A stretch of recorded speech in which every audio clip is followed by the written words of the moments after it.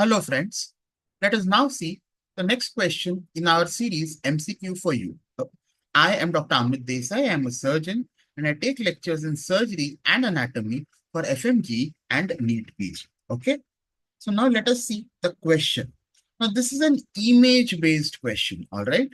So they're telling us that it's a 40-year-old male who was brought to the emergency department with severe abdominal pain. On examination, his pulse rate was high. Okay, his pulse rate was high and his systolic BP was low. So that means he must be in shock. A chest X-ray is given and they are asking you what is the next appropriate step in management. So what is it that you are seeing in the chest X-ray? So if you look at the image, very clearly you see that there is free gas under the diaphragm. This is also called as the Coppola's sign. Coppola's sign, all right? And this indicates a condition called as pneumoperitoneum. It indicates a condition called as pneumoperitoneum. Now, what are the various causes of pneumoperitoneum? If we look at the various causes of pneumoperitoneum, a very important cause is the perforation of the GI tract.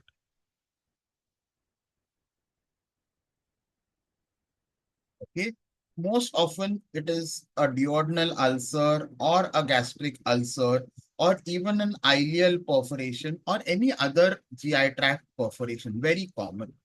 The other cause could be a penetrating abdominal injury.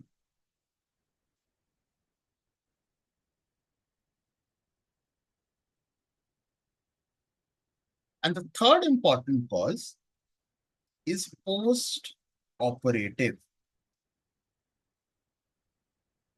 Post-operative. So if you have just operated a patient and taken an X-ray, you will see a pneumoperitoneum. There are certain other causes also which are very rare, okay? So it can go, the air can go through the female genital tract.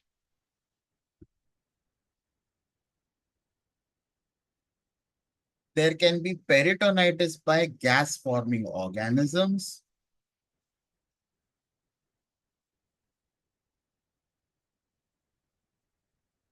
And at times, it can also be a manifestation of pneumothorax, with a communication with the peritoneum, something like a pleuroperitoneal fistula.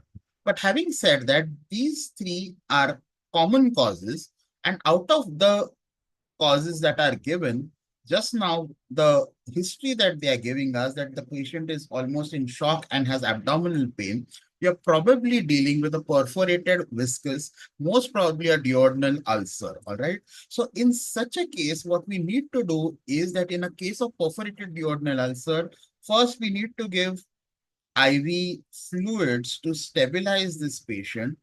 And the best method is to do exploratory laparotomy, all right? And if you find that it is a duodenal ulcer perforation, then you will have to put in an omental patch. You may have to put an omental patch if you find that it is a duodenal perforation. So in this particular question, our answer will be exploratory laparotomy. All right. So now, if you have liked this lecture, please subscribe to our channel ADSL Academics. Please press the like button and also press the bell icon so that you will get to know all the various notifications of our new videos. Thank you very much.